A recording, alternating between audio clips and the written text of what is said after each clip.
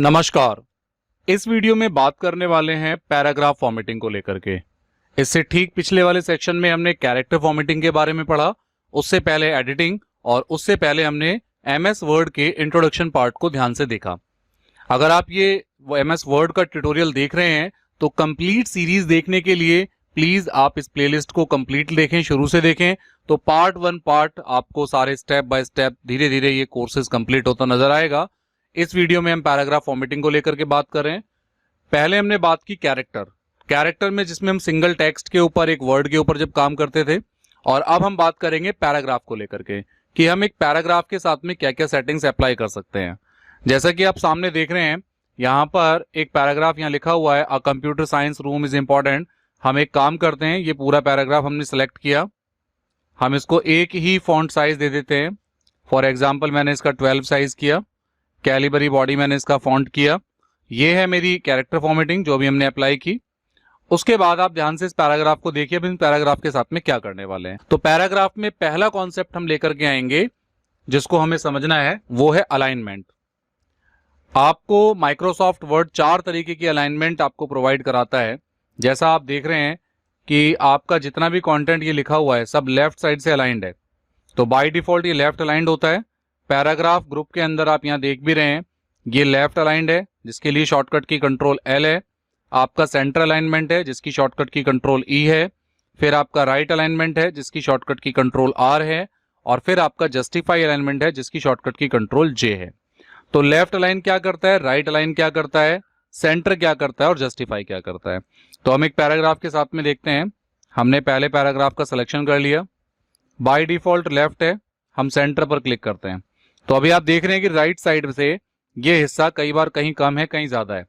जैसे ही आप सेंटर करेंगे तो कुछ लेफ्ट से कम हो गया, कुछ राइट से कम हो गया, यानी आपका जितना भी कंटेंट है ये पेज के बिल्कुल सेंटर में नजर आ रहा है।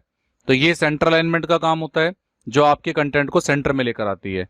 जैसे x² + y² है, अगर आप इसे सेंटर लाइन करेंगे तो बिल्कुल बीचों बीच आ जाएगा। ये नीचे एक लाइन है, आपने इसके लेफ्ट पर क्लिक किया और सेंटर लाइन पर क्लिक किया तो आपका ये टेक्स्ट, आपकी ये लाइन सेंटर में आ जाएगी। उसके बाद है राइट अलाइनमेंट। राइट का क्या काम होता है, इस पैराग्राफ के साथ देखते हैं। हमने राइट पर क्लिक किया तो अब आप देखिए राइट साइड से इक्वल हो चुकी है, लेफ्ट से कम ज्यादा हो गया है। तो लेफ्ट साइड से जो लेफ्ट मार्जिन है वो बिल्कुल इक्वल हो गया है, तो ये राइट अलाइनमेंट का काम होता है। किसी एक सिंगल वर्ड पे करेंगे तो भी ये राइट साइड पे चली जाएगी, ऐसे ही किसी सेंटेंस पे करेंगे तो भी ये राइट साइड पर चली जाएगी। तो लेफ्ट, राइट और सेंटर। दोबारा देखिए, अब ये पैराग्राफ राइट अलाइंड है, अगर आप इसको यहाँ लेफ्ट करेंगे तो ये लेफ्ट हो जाएगा, सेंटर करेंगे तो बीच में आएगा, राइट करेंगे तो राइट में आएगा। इसी तरीके से ये वर्ड है, लेफ्ट तो लेफ्ट में, सेंटर तो बीच में, राइट तो राइट में। ऐसे ही एक सिंगल वर्ड भी हो सकता है और ये पूरा का पूरा सेंटेंस भी हो सकता है। अब बात करते हैं जस्टिफाई अलाइनमेंट की। जस्टिफाई अलाइनमेंट में क्या हो रहा है, अब हम इस पूरे पैराग्राफ को सिलेक्ट करते हैं। अभी आप देख रहे थे जब लेफ्ट से अलाइन करते थे तो राइट साइड पे कम ज्यादा हो जा रहा था मार्जिन, राइट से किया है तो लेफ्ट में कम ज्यादा हो रहा है, सेंटर से किया तो लेफ्ट और राइट दोनों से कम ज्यादा हो रहा था। अगर अब आप जस्टिफाई पर क्लिक करते हैं तो अब अगर आप ध्यान से देखें तो राइट साइड से भी इक्वल है और लेफ्ट साइड से भी इक्वल है। यानी जस्टिफाई अलाइनमेंट, जैसे ही आप माउस का कर्सर यहाँ लेकर जाएंगे, अब डेफिनेशन लिखी आएगी, distribute your text evenly between the margins. दोनों मार्जिन्स के अकॉर्डिंग बिल्कुल आपको इक्वल डिवाइड करेगा। Justified text gives your document clean, crisp edges so it looks more polished. तो ये बहुत अच्छा आपको नजर आ रहा है इस समय, ये जस्टिफाई की आपकी पहचान है। और बाकी एक सिंगल सेंटेंस पे तो क्या हम जस्टिफाई करेंगे, क्योंकि इसमें जस्टिफाई का पता चलेगा ही नहीं, क्योंकि इसमें कोई नेक्स्ट लाइन आपके पास में है ही नहीं। तो ये है हमारी 4 अलाइनमेंट। इन चारों अलाइनमेंट को आप शॉर्टकट की से भी यूज कर सकते हैं, control L, control E, control R, control J, left, right, centre, justified alignment. अब बात करते हैं बुलेट्स और नंबरिंग की। जब हमें किसी भी कॉन्सेप्ट को स्टेप बाय स्टेप लिखना होता है, जैसे मान लीजिए मुझे 5 फ्रूट्स के नेम लिखने हैं, मैंने लिखा एप्पल, मैंने लिखा बनाना, या आपने कोई और नाम भी लिख दिया यहाँ पर, मैंगो आपने लिखा। तो अब मान लीजिए अपने ये 3 फ्रूट्स के नाम लिखे, तो एक तरीका तो ये भी है। लेकिन अगर आप चाहते हैं कि इनके लेफ्ट में कोई पॉइंट बने आ जाएं या कोई नंबर्स बने आ जाएं, तो उस फीचर को हम कहते हैं बुलेट्स नंबरिंग फीचर। जब आपको कोई चीज़ लिस्ट वाइज या स्टेप बाय स्टेप आपको शो करानी होती है तो हम बुलेट्स नंबरिंग का यूज़ करते हैं। देखिए, हमने इन तीनों लाइनों को सिलेक्ट किया। यहाँ पर आप देखिए अलाइनमेंट के ऊपर ये है बुलेट्स और ये है नंबरिंग। दोनों की डेफिनेशन भी बहुत सिंपल एक एक लाइन में यहाँ लिखी हुई है। Created a bulleted list, click the arrow to change the look. आप यहाँ देख रहे हैं बहुत सारे बुलेट्स आपको मिलेंगे। जनरली अगर आप सर्कल चाहते हैं, फिल्ड सर्कल है, ये आपका एम्प्टी सर्कल है, स्क्वायर है, ऐसे ही कुछ वैसे कलरफुल डिज़ाइंस हैं, तो इनमें से कोई भी डिज़ाइन आप ले सकते हैं। फॉर एग्जांपल हमने सर्कल ले लिया, फील्ड सर्कल है, तो ये है बुलेट्स। इन्हें हम बुलेट्स कहते हैं। बुलेट्स कहते हैं सिंबल्स को जिसमें कोई न्यूमेरिक या कोई नंबरिंग नहीं होती। अगर यही चीज़ हम नंबर में चाहते हैं तो सेलेक्ट कर लीजिए, यहाँ पर नंबर आ जाएंगे। नंबर में भी कई फॉर्मेट है, 1 2 3 है। 1 के आगे डॉट लगाओ, 1 के आगे ब्रैकेट लगाओ, जैसे 1 के आगे यहाँ ब्रैकेट लगाए, 2 के आगे ब्रैकेट लगाए। यहाँ पर रोमन में 1 2 3 लिखा है, ABC लिखा है, स्मॉल में ABC लिखा है। तो आप चाहें तो इनमें से कोई भी फीचर का यूज़ कर सकते हैं। तो ये हम पर डिपेंड करता है कि हम बुलेट नंबरिंग किस तरीके से लगाना चाहते हैं। तो ये नंबरिंग हो गई है। बुलेट्स चाहते हैं तो वापस सिलेक्शन कीजिए और बुलेट्स लगा दीजिए। आपने कुछ भी टाइप नहीं किया है, आप सीधे बुलेट्स लगा के टाइप करना चाहते हैं, सब कुछ हटा दीजिए। फिर आप कोई भी बुलेट चूज़ कर सकते हैं, सेलेक्ट कर सकते हैं, और अब आप जो भी लिखेंगे उसके बाद नेक्स्ट लाइन में जो लिखेंगे वो सब चीज़ें बुलेट्स में आनी शुरू हो जाएंगी। मान लीजिए अब आपको इस बुलेट्स के अंदर यानी ऊपर जो आपने लाइन लिखी है, फॉर एग्जांपल मैंने यहाँ पर लिखा सॉफ्टवेयर। अब मान लीजिए आप सॉफ्टवेयर के नीचे एप्लीकेशन सॉफ्टवेयर और सिस्टम सॉफ्टवेयर लिखना चाहते हैं, लेकिन जैसे ही आप एंटर करते हैं तो वो यहाँ पर आपको लिखने के लिए एक्स्ट्रा ऑप्शन तो नहीं दे रहा, अंदर जाने के लिए वो आपको एक ही सीरीज में लिखने के लिए ऑर्डर दे रहा है। तो आप बैक स्पेस दबाइए, टैब बटन दबाइए, तो आप अगले थोड़ा सा आगे आएंगे, एक एंटर बटन दबाएंगे, थोड़ा आगे आ सकते हैं। और अब आप चाहें तो दूसरा बुलेट यूज कर सकते हैं, और अब आप यहां लिख सकते हैं एप्लीकेशन और दूसरा है आपका सिस्टम। अब सिस्टम के बाद आपका काम ओवर हो गया, वापस से बैक कीजिए, बैक बटन दबा करके बैक आ सकते हैं और फिर से अपना बुलेट्स यूज कर सकते हैं। और अगर बुलेट्स नहीं आ रहा है तो यहां से जाके बुलेट को सेलेक्ट कर सकते हैं। अगर बुलेट्स कई बार आगे पीछे होता है तो आप देखिए यहाँ मार्जिन हैं, आप इन मार्जिन की हेल्प से अपने बुलेट को आगे पीछे लेकर जा सकते हैं। तो ये ऑप्शन है बुलेट्स लगाने का। इसी तरीके से आप नंबर्स लगा सकते हैं। अगर आपके पास में अपनी इमेज है कोई तो आप अपनी इमेज भी बुलेट में लगा सकते हैं। जैसे आप यहाँ जाएंगे, यहाँ पर ऑप्शन है डिफाइन न्यू बुलेट, यहाँ पर सिंबल, पिक्चर, फॉन्ट, तो आप कोई पिक्चर लगा सकते हैं, कोई भी पिक्चर आप सेलेक्ट कर सकते हैं। जैसे मान लीजिए मैंने अपनी ही फोटो ले ली और मैंने ओके किया, तो अब आप देखिए यहाँ बुलेट्स पर आपकी फोटो आ गई। तो ये डिपेंड करता है कि आप बुलेट्स को कैसे यूज करना चाहते हैं। तो ये फीचर है बुलेट्स और नंबरिंग फीचर, जिसके थ्रू आप लिस्ट बना सकते हैं बुलेटेड या नंबर्ड टाइप में। आगे बढ़ते हैं, पैराग्राफ की लाइन स्पेसिंग। देखिए ये पैराग्राफ लिखा हुआ है, इस पैराग्राफ को हम सेलेक्ट करते हैं। अभी कोई लाइन स्पेस नहीं है, ये लाइन स्पेसिंग ऑप्शन है यहाँ पर, लाइन एंड पैराग्राफ स्पेसिंग। तो अभी अगर आप देखें, मैंने कहा 1 लाइन, तो देखिए एक लाइन का स्पेस आ गया, 1.15, 1.5, 2.0। तो इस तरीके से लाइनों में स्पेस आ सकता है।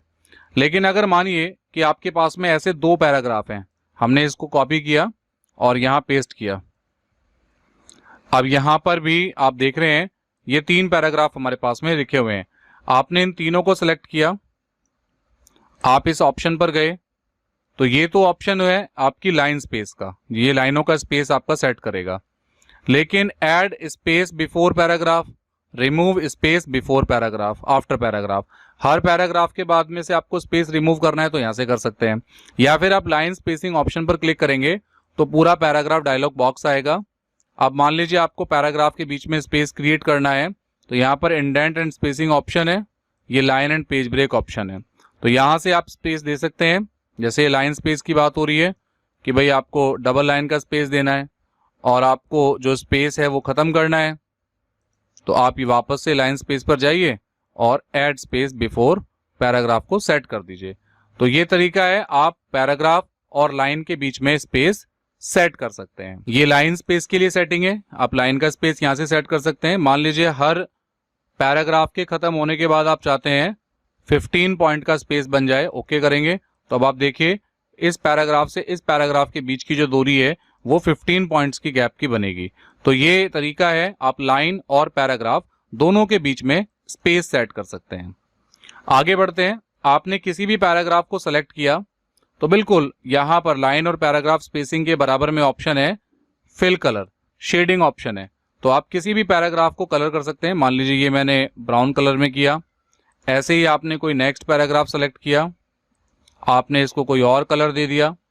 तो ये आप पर डिपेंड करता है, आप पैराग्राफ के कलर्स चेंज कर सकते हैं।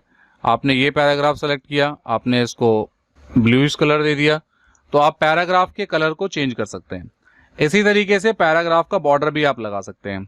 बिल्कुल कलर के बराबर में राइट में बॉर्डर ऑप्शन है।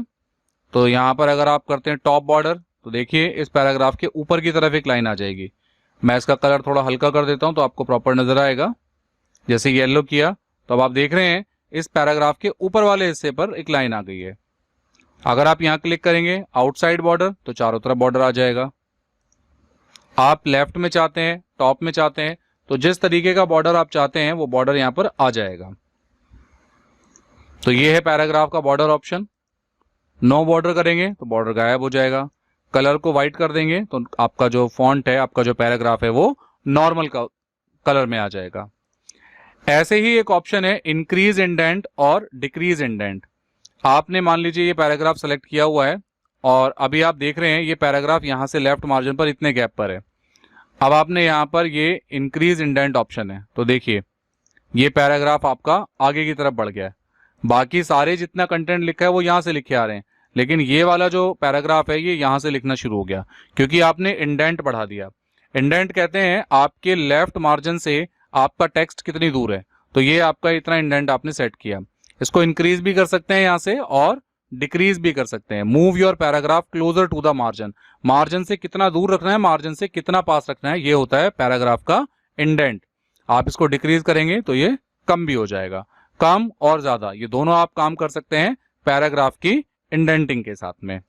तो पैराग्राफ फॉर्मेटिंग को लेकर के हमने अलाइनमेंट, बुलेट्स और नंबरिंग, उसके बाद में लाइन और पैराग्राफ स्पेसिंग, उसके बाद हमने अपने पैराग्राफ को कलर देना, बॉर्डर देना और उनका इंडेंट को इंक्रीज करना और डिक्रीज करना सीखा है। तो कई बार इंडेंटेशन हमें काम करता है जब हम कोई एप्लीकेशन लिखते हैं, कोई लेटर लिखते हैं, कोई बड़े आर्टिकल्स लिखते हैं, या हम कोई बुक राइटिंग कर रहे होते हैं। तो बुक में मान लीजिए शेप आपको इतने हिस्से पर लगानी है, तो आपने अपने कंटेंट को थोड़ा राइट में मूव किया, थोड़ा सेंटर में मूव किया, या आपको लाइन स्पेस सेट करना है। तो ये सारी चीजें आप पैराग्राफ फॉर्मेटिंग में करते हैं। तो आई होप आपको पैराग्राफ फॉर्मेटिंग के बारे में काफी कुछ समझ में आया होगा। अगर आपके कोई क्वेश्चंस हैं तो आप हमें कमेंट सेक्शन में जरूर अपने क्वेश्चंस लिखिए ताकि हम उसका मोस्ट प्रोबेबली आपको सॉल्यूशंस दे सकें।